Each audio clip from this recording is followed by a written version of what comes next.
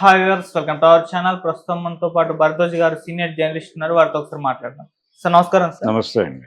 Sir, Balakrishna గారు ఇండస్ట్రీలోకి అడుగుపెట్టి 50 సంవత్సరాలు పూర్తయిన నేపథ్యంలో ఒక వేడుక కూడా నిర్వహిస్తున్నారు. అయితే ఈ సమయంలో ఆయన మొదటి సినిమా తాతమ్మ కళ గురించి నెట్టింటి ఒక చర్చ అయితే జరుగుతుంది సార్. ఇది సెన్సార్ నిషేధానికి గురైంది అని చెప్పేసి అంటున్నారు.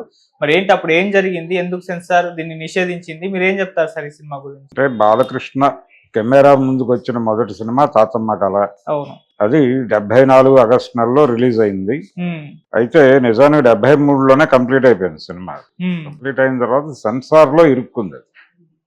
ఇరుక్కుని ఫైనల్ గా కొన్ని కట్స్ తో అంగీకరించాడు.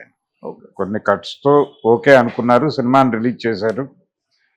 రిలీజ్ అయ్యి 50 రోజులు, 50వ రోజు పోస్టర్ పడింది.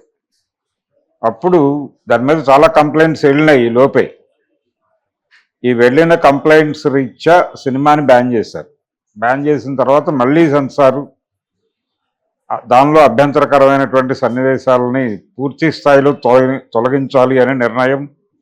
దానికి రామారావు గారు మొదట అంగీకరించలేదు, తర్వాత అంగీకరించారు. ఆయన సొంత సినిమా అది. ఆయన మొదట కేంద్ర ప్రభుత్వానికి లెటర్ రాశాడు.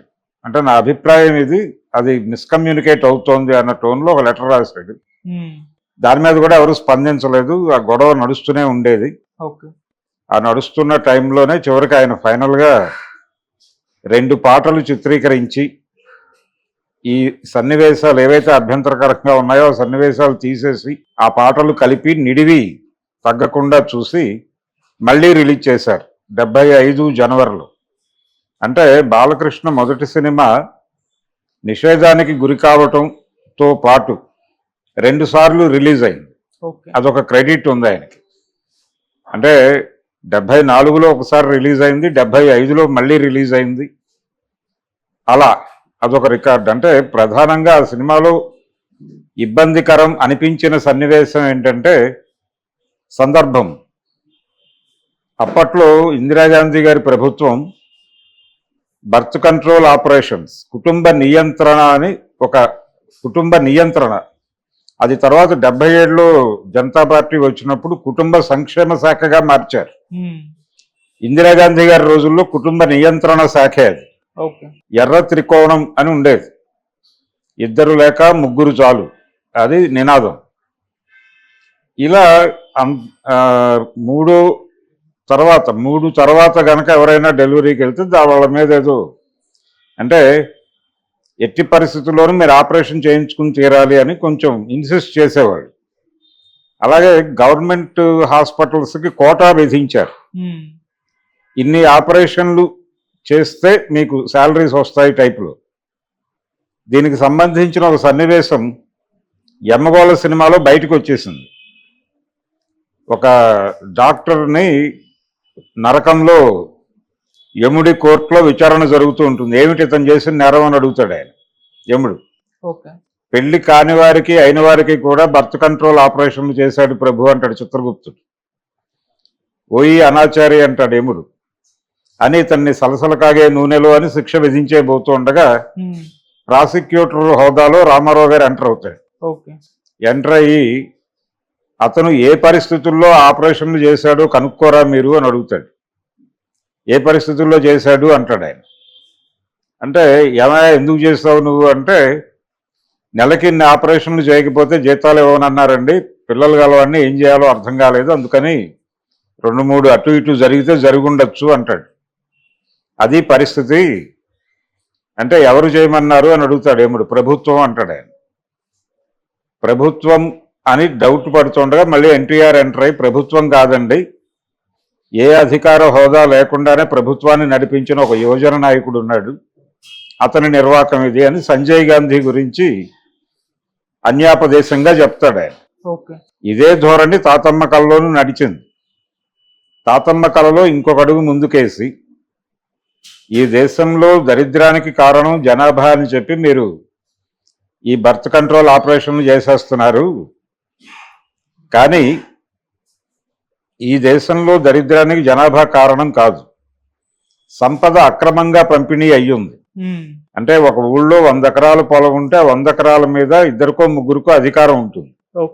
మిగిలిన వాళ్ళందరూ దానిలో పనిచేసుకుని బతుకుతారు. ఆ పని చేసుకుని బతికే వాళ్ళకి కూడా అందులో వాటా ఇస్తే వాళ్ళు దానిలో పని చేసుకుని వాళ్ళ పొలంలో వాళ్ళు పని చేసుకుని బతికేస్తారు కదా. మీరు ఇచ్చే కూలి డబ్బుల మీద బతకాల్సి వస్తుంది. వాళ్ళకి ఎక్కువ మంది పిల్లలు పుడితే వాళ్ళు ఆ పిల్లల్ని పెంచడం ఇబ్బంది అయిపోతుంది కాబట్టి దరిద్రం పెరిగి మీ మీద కోపం పెరుగుతుంది. అందుకని ఇది ఎక్కడ వర్గ పోరాటంగా మారుతుందో అని మీరు దాన్ని కంట్రోల్ చేయడానికి పిల్లలు పుట్టకుండా ఆపరేషన్లు చేయించుకోమని చెప్పి బలవంతంగా ఆపరేషన్లు చేసేస్తున్నారు. ఓకే, ఇది కారణం అని ఎస్టాబ్లిష్ చేస్తూ ఒక 2-3 సీన్స్ ఉన్నాయి దానిలో. అది అభ్యంతరకరం. అందులో పైగా భానుమతి క్యారెక్టర్తో ఒక డైలాగ్ పెట్టాడు ఆయన. మేము కంటాం, మేము అంటే ఇప్పుడు ఆయన కంపారిజన్ కూడా తీసుకొస్తాడు. గాంధీ వాళ్ళ తల్లికి ఎన్నో కొడుకు, అంబేద్కర్ వారి తల్లికి ఎన్నో కుమారుడు, ఇలా పెట్టి నువ్వు చెప్పిన పద్ధతిలో ఒకళ్ళకో ఇద్దరికో ఆపరేషన్లు చేస్తే వీళ్ళందరూ పుట్టేవాళ్ళ లాంటి లాజిక్లు కూడా నడుస్తాయి ఆ సినిమాలు. ఓకే, ఇవన్నీ టోటల్గా అభ్యంతరకరం అని అప్పుడు ముందు సెన్సార్లో గొడవయ్యే సినిమాని రిలీజ్ చేసుకున్నాడు ఆయన. రిలీజ్ అయిన తర్వాత మళ్ళీ వివాదం రేగింది. వివాదం రేగి ఇది పూర్తిగా కట్ చేయలేదు, మినిమం అంటే కొన్ని డైలాగ్స్ మాత్రమే తీసేసి సినిమా రిలీజ్ చేశారు. ఇది కరెక్ట్ కాదు. ఇప్పటికీ కేంద్ర ప్రభుత్వ విధానాన్ని విమర్శిస్తూ ఇందులో కంటెంట్ ఉంది అని కంప్లైంట్లు వెళ్ళినాయి. ఆ కంప్లైంట్ల మీద స్పందిస్తూ బ్యాన్ చేశారు సినిమాని 74లో. బ్యాన్ చేసిన తర్వాత ఆయన పోరాటం ఆయన చేసి ఫైనల్గా వదిలేసుకున్నాడు. అలా 2-3 సినిమాలు కనిపిస్తాయి ఆయన చరిత్రలో. ఆ సినిమా, దానికి ముందు ఆయన 200లో సినిమా కోడలు దిద్దిన కాపురం కూడా సెన్సార్ యుద్ధం చేసే తెచ్చుకున్నాడు ఆయన. ఓకే, అయితే అప్పుడు పెద్దగా కట్స్ పడలేదు, అప్పుడు మామూలుగానే వదిలేశారు. దానిలో ఏం చేశాడంటే ఆయన పుట్టపర్తి సాయిబాబా మీద దాడి చేశాడు. పుట్టపర్తి సాయిబాబాది మోసం అనే పద్ధతిలో సినిమా ఎస్టాబ్లిష్ చేశాడు. దాని మీద సాయిబాబా భక్తులు అటాక్ చేశారు ఆ సినిమాని.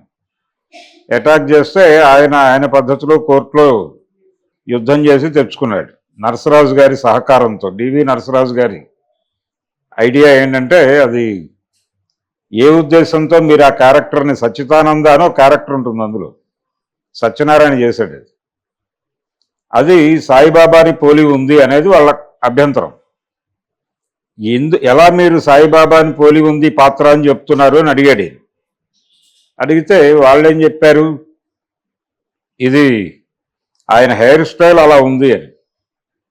హెయిర్ స్టైల్ అలా ఉంది అని ఎలా చెప్తారు, అది మాయల పక్కీర్ విగ్గు మేము వాడింది. మాయల పక్కీర్ హెయిర్ స్టైల్కి సాయిబాబా గారి హెయిర్ స్టైల్కి ఏమైనా పోలిక ఉందేమో మాకు తెలియదు.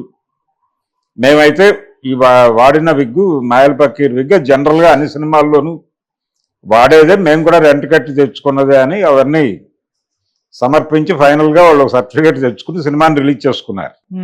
ఇలా ఆయన ఆ సమయంలో సెన్సార్తో ఇబ్బందులు ఇలా నడిచాయి. తాతమ్మ కళలో ఇంకొంచెం ఎక్కువ గొడవైంది.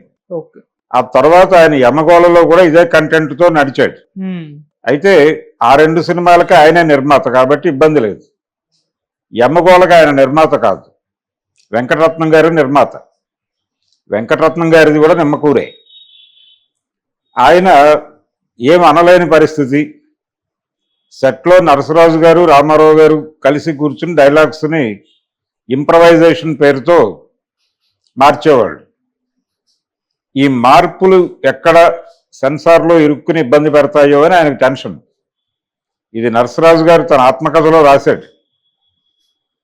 వెంకటరత్నంకి నిద్ర ఉండేది కాదు, టెన్షన్తో ఉండేవాడు. సినిమా ఫైనల్గా రిలీజ్ అయ్యి, ఇక్కడేమో కాంగ్రెస్ ప్రభుత్వం, వెంగళరావు గారు సీఎం, ఈ సినిమా నిండా కాంగ్రెస్ పార్టీ మీద దాడి.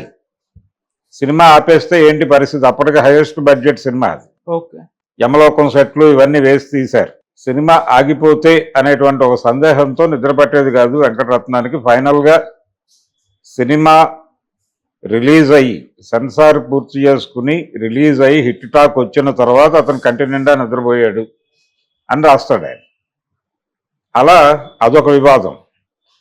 దాని మీద కూడా ప్రయత్నం చేశారు, సినిమా ఆపుదామని, అవ్వలేదు. అది వెళ్ళిపోయింది. ఆ తర్వాత కూడా ఆయన కాంగ్రెస్ పార్టీ మీద తన సినిమాల్లో దాడి చేయటం అనేది చాలా మామూలుగా నడిచేది.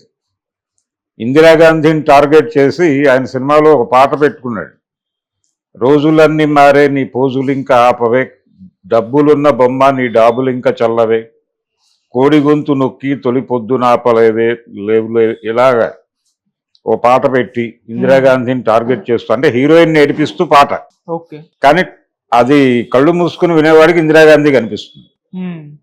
అలాంటి మ్యాజిక్లు అవి చేసేవాడు.